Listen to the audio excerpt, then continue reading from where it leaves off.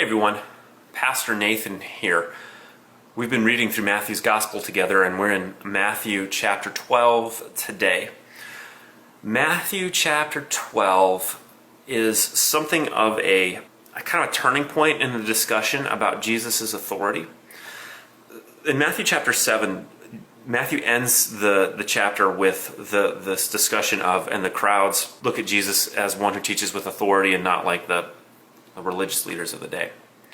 And then he spends the next few chapters giving us places where Jesus has authority. He has authority over the wind and the waves. He has authority over death. He has authority over sin. He has authority over demon-possessed folks. He has authority over disease. He has authority over many different things.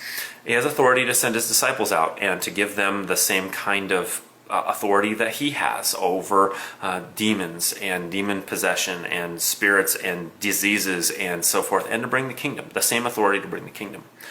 Well, in chapter 12, by the time we get to that point, there's two things about authority we need to see in this section. The first is that Jesus has authority over religion as well. It's not just over death, not just over sin, but also the exercise of religion too. Because there's a question about the disciples eating on the Sabbath and doing quote unquote work on the Sabbath. And Jesus says, no, I'm the one who has authority over the Sabbath. And then he follows that, or Matthew follows that with an example from a Sabbath day where there's a man with a withered hand in the community. They're at the synagogue, they're at church, and Jesus says, look, this guy has a withered hand. Is it better to do evil or to do good on the Sabbath? And then ultimately he heals the man on the Sabbath, even though that counts technically as work, and the religious authorities were judging him for that work. And that leads us into the final, what really the rest of the chapter is about, which is a discussion of where does Jesus get his authority from? Does he get it from God, or does he get it from Satan, from Beelzebub, from a devil of some variety?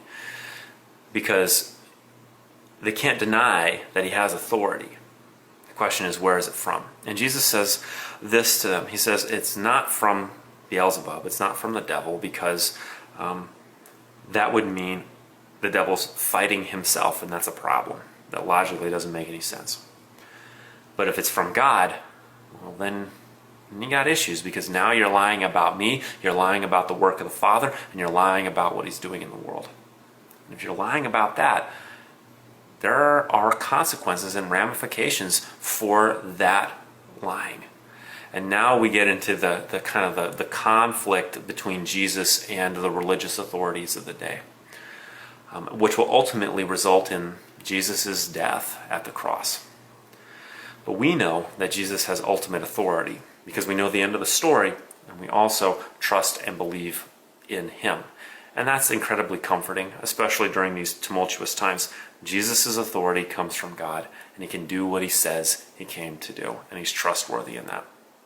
So, I hope that's helpful for you as you're continuing to read through Matthew's Gospel, chapter 13, the next time we meet.